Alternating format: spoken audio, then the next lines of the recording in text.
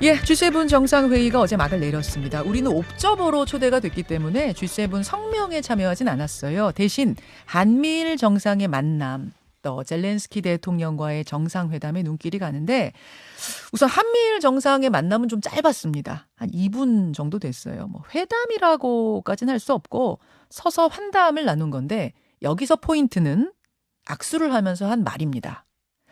새로운 차원의 삼국 공조를 발전시켜 나가자. 새로운 차원, 뭐 일종의 뉴 헤이츠, 뉴 레벨. 이건 도대체 뭔가? 그리고 바이든 대통령이 제안을 합니다. 조만간 세 나라가 워싱턴에서 따로 모이자. 만약 이게 성사가 된다 그러면요. 한미일 삼국 정상이 다자회의 때 말고 따로 만나는 첫 번째 사례가 됩니다.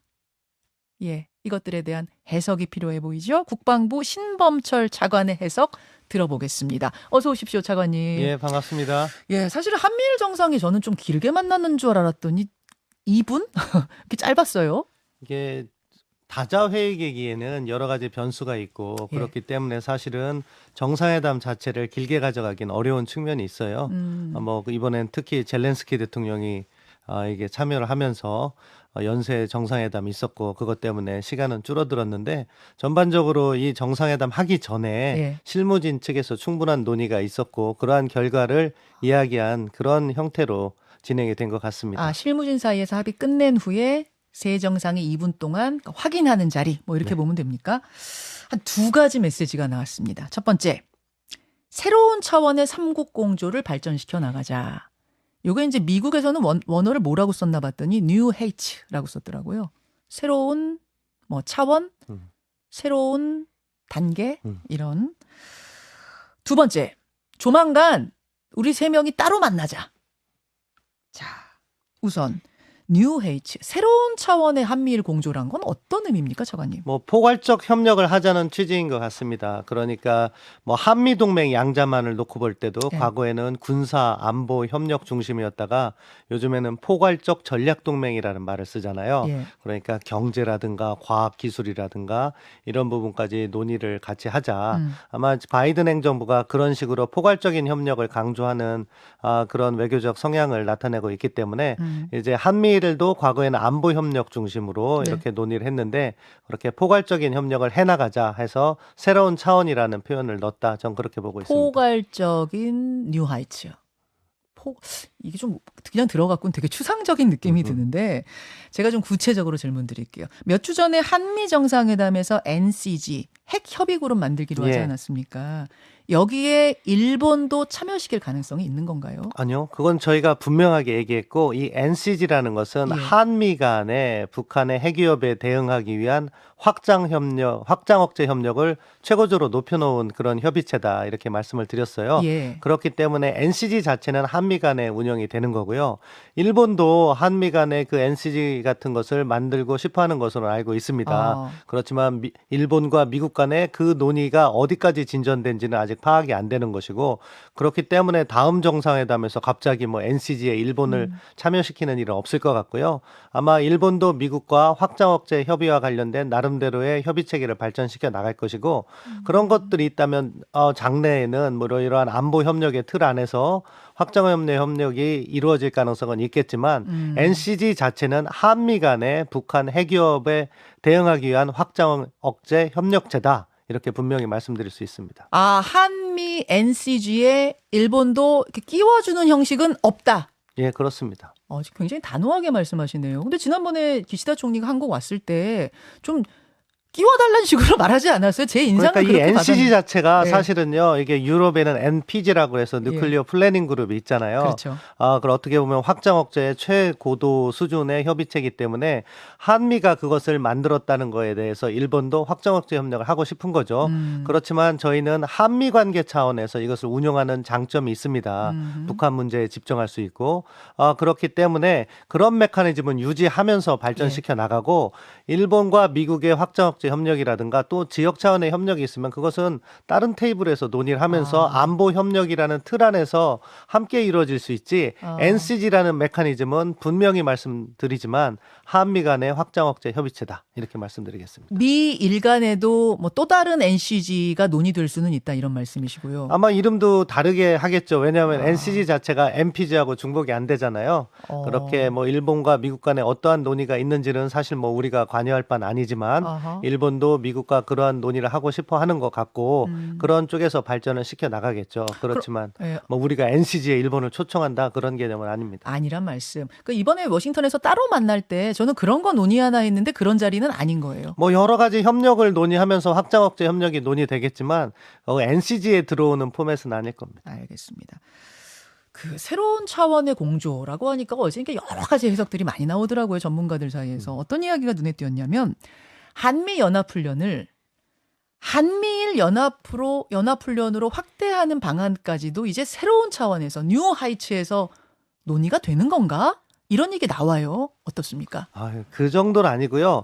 이 한미일 연합훈련이 과거에 없었냐? 없는 건 아니죠.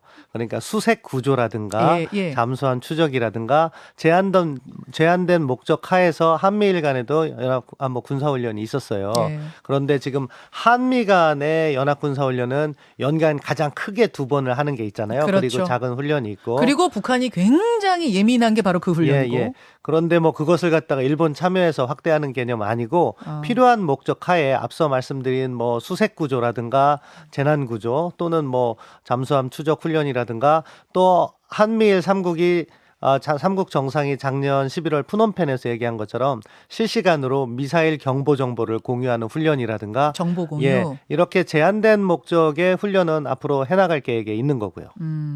그럼 바이든 대통령이 조만간 워싱턴에서 3자 회담 하자고 한 거 거기에선 구체적으로 뭐가 논의되는 건가요? 앞서 말씀드린 것처럼 협력의 수준을 조금 더 포괄적으로 하자. 지금 과거에는 군사 안보 협력이 중점을 이루었지만 지금 미국 바이든 행정부가 모든 나라와 추구하고 있는 것은 뭐 공급망 협력이라든가 또는 과학기술 협력 그렇게 해서 어떻게 보면 미국이 우위를 지닐 수 있는 나름대로의 네트워크를 강화하고 있다.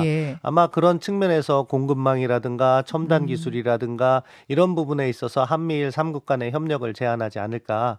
그리고 그런 부분이 또 일정 부분 우리의 국익과 부합하는 부분이 있으니까 그런 부분의 협력은 강화해 나가야 된다고 생각하고요. 바로 다음 달이 됩니까? 조만간이라는 건 어느 정도? 아직 구체적인 언급은 저도 못 들어봤고요. 그렇기 때문에 이것이 바로 뭐 여름이 될 수도 있고 또는 9월 달에 유엔이 있으니까 거기 가기 직전에 워싱턴에서 만나서 삼국 정상이 따로 별도의 시간을 충분히 갖는 그런 형태도 될 수 있는데 이런 회담의 시기나 장소는 아직 정해진 게 없는 거로 알고 있습니다.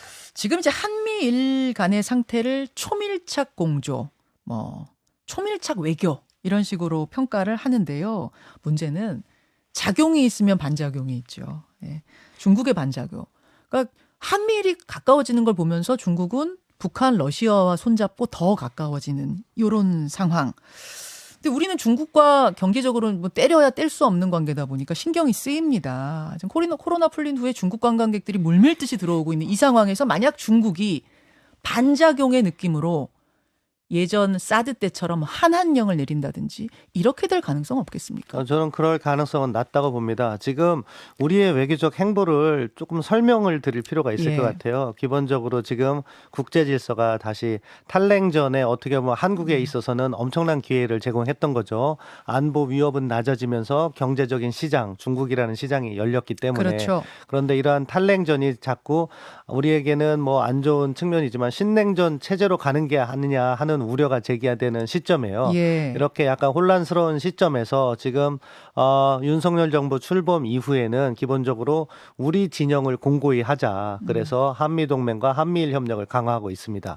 그런 과정에서 중국과는 호혜적 협력을 강조하면서 사실 중국과도 계속해서 대화를 하고 있는 노력이 지속되고 있는 거고요. 그렇기 때문에 우리가 뭐 중국을 겨냥해서 어떠한 행보를 하진 않았고 그런 부분은 중국도 잘 알고 있다고 생각합니다. 물론 일방적인 힘에 의한 뭐 이렇게 변경 뭐 이런 것은 저희가 반대를 하는데 예. 그것은요 우리가 원칙적으로 반대할 수밖에 없는 거예요. 그걸 왜냐하면 중국이 이해해요, 근데? 그러니까 일방적인 힘에 의한 뭐 대만 해협에서의 상황 변경이 있으면 중국은 우리도 함께한다. 그 이거 문제를 이해해요? 갖다가 대만 문제로서 이렇게 치환해가지고서는 거기에 예. 대한 불만을 표현하지만 예. 국제법적인 일반 원칙으로서 한국이 그것을 주장할 수밖에 없다는 것은 너무나도 잘 알고 있을 겁니다. 왜냐하면은 그게 허용이 되면 예. 북한이 핵을 가지고서는 또 힘에 의해서 현상을 변경할 수도 있는 거기 때문에 대한민국 국익과는 정면으로 배치되는 것을 중국도 알고 있어요. 알고 다만 있어요. 중국도 미국하고의 경쟁에서 그런 부분이 대만 문제로 집중되는 것은 싫어하고 그러한 표현으로 나올 수는 있다고 보지만 지금 뭐 한중 관계는 저희가 예. 이미 외교적 차원에서 언급은 된 바 있는데 이제 저희가 앞서 말씀드린 것처럼 한미 동맹 강화했고 예. 한일 관계 개선하면서 한미일 안보 협력하죠. 그 다음에 저희가 지금 추구하는 게 언급으로 되고 있는 게 한중일 협력입니다. 그런 차원에서 지역 간의 소다자 협력도 중국까지 포함해서 필요한 경제 협력이나 이런 것은 해나가자는 입장이고 그 또한 중국도 알고 있어요. 그렇기 때문에 한국의 외교적 행보를 이해하지만 중국은 중국 나름대로의 자신들의 국익을 극대화하기 위해서 약간 뭐 가끔 불편한 소리도 내비치고 그런 조치를 하고 있다. 이렇게 저는 설명드리고 싶습니다. 제2의 사드 같은 상황은 발생하지 않을 거다. 걱정 안 해도 되나요? 예, 그렇게 관리를 해나가야죠, 저희가. 한중일 그러고 보니까 진짜 한중일 3자 회담도 계속 돌아가고 있는데 그게 원래대로라면 조만간 열려야 되잖아요. 그 열립니까? 몇 년 동안 개최가 안 됐어요. 예. 사실 뭐 코로나 때문이기도 하고. 코로나 때문이었어요, 예, 그동안은. 뭐 그 외교적 관계가 그렇게 매끄럽지 못했던 측면도 있고 따라서 이 부분을 갖다가 이제 저희가 제안을 해서 이것을 풀어나가려고 하는 노력이 함께 이루어지고 있다. 뭐 그래서 지금 뭐 G7에 대해서 중국이 반발하는 표현은 했지만 예. 또 다른 한편으로는 국익이라는 것을 이어가는 측면에서 한중일 협력도 곧 재개됐으면 하는 바람이고 그것을 위해서 우리도 노력하고 있고 중국도 그러한 필요성은 인지하고 있을 겁니다. 한중일 회담도 정말 뭐 여름, 가을, 연내에 열립니까? 연내하려는 것이 저희들의 목표인 것이고 아. 그렇게 하기 위해서 노력을 하고 있다. 얘기 좀 되고 있어요? 뭐 물밑에서는 접촉을 한 것으로 알고 있는데 예. 뭐 구체적인 진전이 어디까지 이루어지고 있다 하는 것은 저도 잘 모르고 있습니다. 국방부 신범철 차관 만나고 있습니다. 어제 젤렌스키 우크라이나 대통령과도 30분 회담이 있었어요. 이거는 갑자기 잡힌 겁니까? 예정이 좀 돼 있었어요? 저도 그 부분까지는 자세히 모르겠는데 예. 젤렌스키 대통령이 와서 뭐 우리 대통령님과 면담을 요청했을 때 저희는 당연히 수용할 거라고 생각했습니다. 그렇군요. 두 정상이 만난 건 여러분 처음이에요. 정상회담 처음입니다. 지뢰 제거기 또 운송 차량 지원 이런 거를 어제 약속을 했습니다. 비살상 무기죠. 혹시 젤렌스키 대통령이 살상 무기 요청은 안 했나요? 뭐 공식적인 의지 없었기 때문에 안 한 것으로 보이고요. 그것도 역시 사전에 조율되는 과정에서 예. 어떤 것을 갖다가 의제로 하겠다. 양국의 서로 입장을 갖다 확인하고 예. 그 입장에 기초해서 의제를 제기했고 대통령께서 수용하는 방식으로 가지 않았나. 그렇기 때문에 이 문제와 관련해서 뭐 여러 가지 목소리가 제기되고 있는 것은 잘 알고 있습니다. 그렇지만 우리는 기본적으로 우크라이나 전쟁은 러시아가 해서는 안 되는 전쟁이라는 기본 입장을 가지고 있는 거고요. 예. 그렇지만 또 우크라이나를 지원하면서도 한러 관계라든가 전반적인 사항을 고려해서 비살상 무기 지원으로 우크라이나와 합의하고 그런 쪽으로 노력을 하고 있다. 이렇게 말씀드릴 수 있겠습니다. 지난달에 근데 대통령이 외신 인터뷰에서 대규모 민간인 학살이나 국제법 위반 같은 게 발생할 때는 우리가 무기 지원할 수 있다. 이런 이야기를 해서 파장이 좀 있었잖아요. 그 입장은 그럼 여전합니까? 그렇다고 봐야죠. 그러니까 지금 저희가 우크라이나와 관련해서 지원하는 입장을 계속해서 견지하는데 예. 다른 한편으로는 국제사회에서 특히 자유진영에서 한국이 더 노력해야 되는 게 아니냐 하는 목소리가 존재하는 것도 사실이에요. 그런 측면까지 고려할 때 우리는 그럼 어떠한 상황에서 추가적인 군사적인 지원도 가능할 것이냐 하는 여러 가지 고민을 했고 그러한 것을 하기 위해선 적어도 적어도 정말로 비인도적인 상황, 예, 예. 그러니까 대량 살상이라든가 그런 것들이 있다면 우리도 입장을 또 바꿀 것을 고민해야 되지 않느냐, 그런 취지에서 대통령께서 말씀을 하셨고, 그건 역시 우리가 다 우크라이나 정책을 추진하면서 일반적으로 다 준비된 그 노력의 일환이다, 이렇게 말씀드릴 수 있겠습니다. 근데 차관님, 지금 대규모 민간인 학살이나 국제법 위반은 이미 자행되고 있는 거 아닌가요? 뭐 지금도 뭐 그 정도로 이야기하시는 분들이 있지만, 적어도 대량 민간인 학살, 우리가 얘기하는 것은 그거보다 조금 더 잔인하거나 비인도적인 그런 상황, 뭐 점령지에서의 뭐 일방적인 학살이라든가 그런 것이 아닐까, 뭐 이렇게 생각하고 있고요. 근데 그런 부분도 이제 뭐 우리가 앞으로 논의 과정에서 계속해서 고민해 나가야겠죠. 알겠습니다. 그런 정도 상황이 되면 무기 지원한다는 입장에는 변함이 없다. 자, 북한이 이제 G7 관련해서는 아직 반응이 없습니다만, 최근에 군사 정찰 위성 발사 공언하기도 하고 뭐 이런 동향들이 좀 있는데 어떻게 파악하고 계세요? 뭐 북한은 뭐 계속해서 그들이 이야기한 것처럼 핵능력 강화, 핵무력 강화를 위해서 일관된 길을 지금 걷고 있는 모습이고요. 군사 정찰 위성 같은 경우에는 지난주에 공개를 했잖아요. 예. 그리고 동창리 상황을 보면은 발사대를 갖다 계속 고치고 있어요. 그러면 그것이 수리가 완료되는 적정 시점에서 아마 자신들의 그러한 선전 효과를 극대화할 수 있을 때 군사 정찰 위성은 발사할 것이다. 그래서 머지않은 시기에 발사 가능성이 높다고 보고 있습니다. 핵실험, 7차 핵실험, 이거는 뭐 저희가 바래서가 아니라 궁금은 해요. 왜냐하면 지난해부터 최고 전문가들이 한다. 차관님도 그때 그러시지 않았나요? 연내할 거다. 저는 연내라고 한 적은 없고요. 차관님은 아니신가요? 예, 저는 항상 핵실험과 관련해서는 이렇게 얘기를 하고 있어요. 핵실험을 하는 데는 몇 가지 요소가 있다. 예. 북한이 그러한 핵실험 목적을 달성하기 위한 군사기술적인 목표를 달성해야 되고, 또 그리고 그 시점과 관련해서는 주변 정세라든가 북한 내부 정치와 관련해서 효과를 극대화할 수 있는 시점에 할 것이다. 예. 그런데 지금 북한이 만약에 7차 핵실험을 한다면 예. 최근 김정은의 발언을 보고 그래도 전술핵 실험을 할 가능성이 있어요. 그럼 이것은 전술핵 탄두가 완성이 돼야 되는데, 지난번에 한번 공개를 했어요. 북한이 전술핵 탄두라고. 네. 그런데 표피를 공개했거든요. 그런 기술적인 준비가 완성이 된 다음에 할 수 있기 때문에 아직은 물음표고, 과거 방식으로 핵실험을 한다면 언제든지 할 수 있다, 그렇게 보고 있습니다. 그러면 예상 시기는, 국방부 예상 시기는? 예상 시기는 저희는 특정하게 정하지 않고, 북한이 핵실험을 했을 때 그 파장이라든가 네. 군사적 대비태세를 강화해 나간다는 일관된 입장을 견지하고 있습니다. 여기까지.